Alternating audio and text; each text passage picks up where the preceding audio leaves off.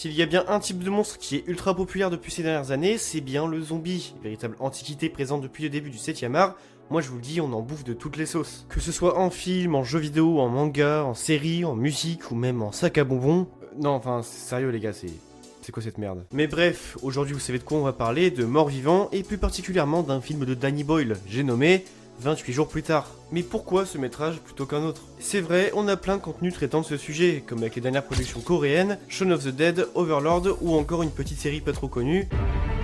Et bien justement, si aujourd'hui j'ai choisi de parler de 28 jours plus tard, c'est parce que aujourd'hui, parmi cette mode du zombie, entre guillemets, je trouve que c'est une œuvre dont on parle très peu. Et surtout, ce film est juste trop cool. Ah ouais, c'est juste pour ça que tu le fais en fait. En vrai, ouais, en partie. Mais trêve de bavardage, commençons par le commencement. Le film débute avec une scène d'introduction se déroulant dans un laboratoire. 3 personnes qui luttent pour la liberté des animaux s'y introduisent illégalement, dans le but de libérer des singes victimes d'expériences. Ils vont rapidement faire la rencontre d'un scientifique qui leur dira de surtout pas les libérer car ils sont infectés d'un virus très contagieux. Sauf que voilà, c'est déjà trop tard et la meuf du groupe s'est faite contaminer. Et puis on a une ellipse, on se retrouve alors 28 jours plus tard, 28 jours après l'infection. On est donc à Londres dans un hôpital où le héros de notre histoire vient de se réveiller d'un coma après tout le carnage qu'il y a dû avoir. Ah tiens, c'est marrant ça me rappelle quelqu'un. Bref, Jim, parce que c'est comme ça qu'il s'appelle, sortira dehors et se rendra vite compte que y a personne. Y a quelqu'un! Good. Après être rentré dans une église, il va découvrir une masse de corps entassés. On arrive donc à un point du film que j'aime beaucoup.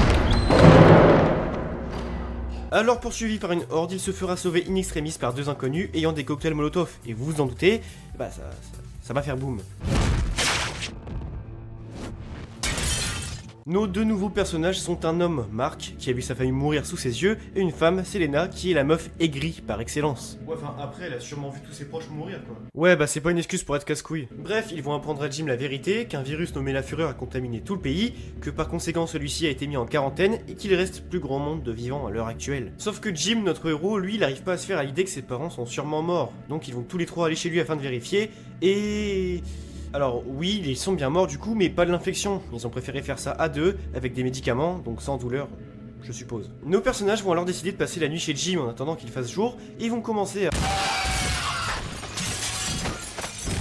Malheureusement, le virus de la fureur se transmet par le sang et la salive. Mark s'est fait contaminer pendant l'attaque et l'autre connasse et Selena se chargera de son cas. Parce que oui, là on n'est pas dans The Walking Dead, ici la fureur ne met que quelques secondes avant de faire effet. Jimmy et Selena vont se barrer et découvrir un immeuble dont le balcon est éclairé par des guirlandes de Noël. Alors vous me demanderez pourquoi des guirlandes de Noël, et je vous répondrai que c'est la rue. En allant voir ça de plus près, ils vont se faire attaquer par des rôdeurs, mais un nouveau personnage fera son apparition, Frank. Ancien chauffeur de taxi, c'est lui qui les sauvera, il va même les accueillir pendant quelques jours dans son appartement. En d'autres termes, Frank... c'est un bon. On découvrira que ce beau gosse a perdu sa femme, mais que néanmoins il vit toujours avec sa fille, Anna. Tout ce beau monde va rapidement intercepter un message radio de l'armée. Ce message stipule que leur base se trouve près de Manchester, qu'ils ont des provisions, et qu'en plus de ça, ils auraient un remède pour l'épidémie. Notre groupe va donc partir, et pendant ce voyage, nos personnages vont créer des liens et devenir une sorte de famille. Commence alors la deuxième partie du film. Ils vont alors tous arriver près d'une sorte de barrage abandonné, sauf que voilà, pas de militaire, et malheur, Frank, mon perso préféré, va se faire infecter à cause d'une goutte de sang. Bon alors le film je t'aime bien mais faut que t'arrêtes de me couper la parole parce que ça commence vraiment à me casser les couilles. Ok, je me tais. Bref, Frank se fait fusiller par les militaires qu'on cherchait et nos héros vont alors être emmenés à leur base. Au début tout va bien hein, même si les soldats ont l'air un peu cons sur les bords, tout baigne. Sauf que Jim va rapidement comprendre que tout ça n'est qu'un piège, ils n'ont absolument pas de remède, les gars sont des gros golemons et pire que tout, la bouffe n'est pas bonne. En fait, le message radio n'avait que pour but d'attirer des femmes afin que les militaires puissent se vider leurs réserves d'élixir. Et c'est malheureusement pas une blague. L'être humain c'est vraiment la pire créature ever. Fort heureusement, Jim va pas laisser faire ça, il va prendre du poil de la bête, tuer plein de méchants, libérer un rôdeur enchaîné et tout le monde va se barrer. Après une ellipse, on découvre que tout le monde s'est réfugié dans les montagnes et que tout va bien dans le meilleur des mondes.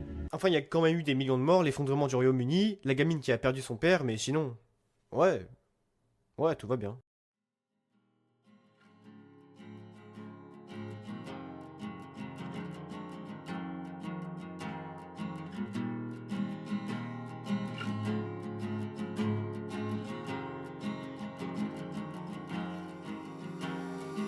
Bon, 28 jours plus tard, qu'est-ce que j'en ai pensé? Eh bah évidemment j'ai adoré, j'ai putain de passé un trop bon moment devant ce film. Alors franchement, pour être honnête c'est pas mon film de zombies préféré étant donné que REC existe, mais ouais, très clairement 28 jours plus tard c'est une petite pépite que je suis pas prêt d'oublier. Et pour commencer j'aimerais parler de l'ambiance globale, car la première partie de l'œuvre m'a quand même plutôt marqué, Mais pour vous faire comprendre pourquoi, je dois vous expliquer le concept de liminal space. Les liminal space, ce sont ce type d'endroits un peu désertiques qui procurent chez nous un sentiment chelou de solitude ou de surréalisme. Comme si en se baladant dans ces espaces liminaux, on était en quelque sorte dans une autre dimension. Et bien, dans la première partie de 28 jours plus tard, c'est cette sensation que j'ai éprouvée, ce sentiment étrange d'être perdu dans un endroit à la fois familier et inconnu. Cette impression de solitude pesante qui est à la fois terrifiante et fascinante. La solitude, c'est clairement le mot pour définir ce premier acte. D'ailleurs, si les liminal space sont un sujet qui vous intéresse, eh bien j'ai 2 recommandations qui pourraient vous plaire. Tout d'abord, on a Serial Experiment Lane, un animé japonais en 13 épisodes, et ensuite on a le film Vivarium. Dans le premier, on y suit Lane, une fille timide et introvertie qui un jour va recevoir un mail d'une de ses camarades de classe qui s'est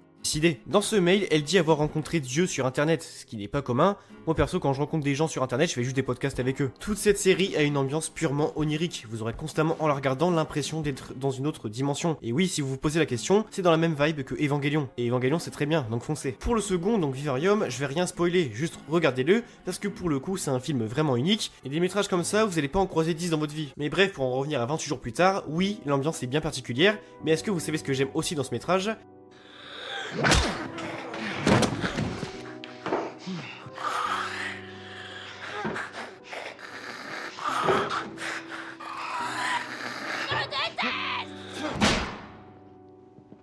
Eh bien c'est le fait qu'il n'ait pas peur de montrer des trucs un petit peu limite à l'écran. Alors je pense déjà à la scène de l'église où on peut voir un tas de corps morts dans un lieu sacré. On sait tous que parler de religion au cinéma c'est toujours un peu délicat. Et vous connaissez forcément vous aussi des œuvres qui ont fait polémique à ce sujet. Et surtout 28 jours plus tard, ose faire quelque chose que très peu d'histoires font, tuer des enfants. Oh putain la phrase de fou, je vais avoir des problèmes. Et oui, quand on regarde des films d'horreur, on sait très bien que dans 90% des cas, le gamin un peu con de la bande va survivre. Donc on s'inquiète pas trop. Alors que dans The Walking Dead par exemple, eh ben on en a rien à foutre. Littéralement 4 minutes après le début du tout premier épisode, il se passe ça.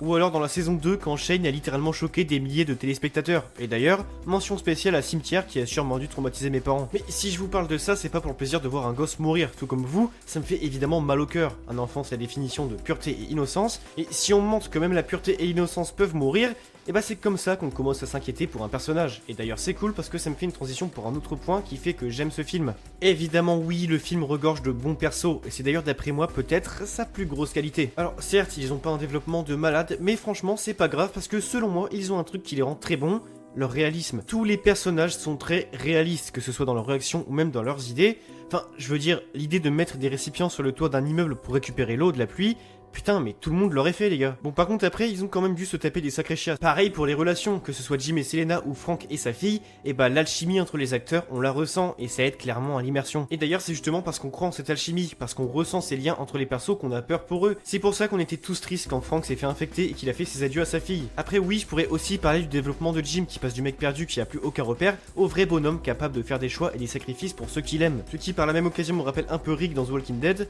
mais je pense que pour le coup, c'est juste une coïncidence. Bref, pour finir cette vidéo, voici mon top 5 de mes films de zombies préférés, et j'en profite d'ailleurs pour vous dire que mon Letterboxd est dans la description, n'hésitez pas à aller me follow là-bas si ça vous dit. En tout cas c'était Grim, merci de m'avoir écouté, n'hésitez pas à vous abonner parce que j'aimerais bien avoir les 1K un jour,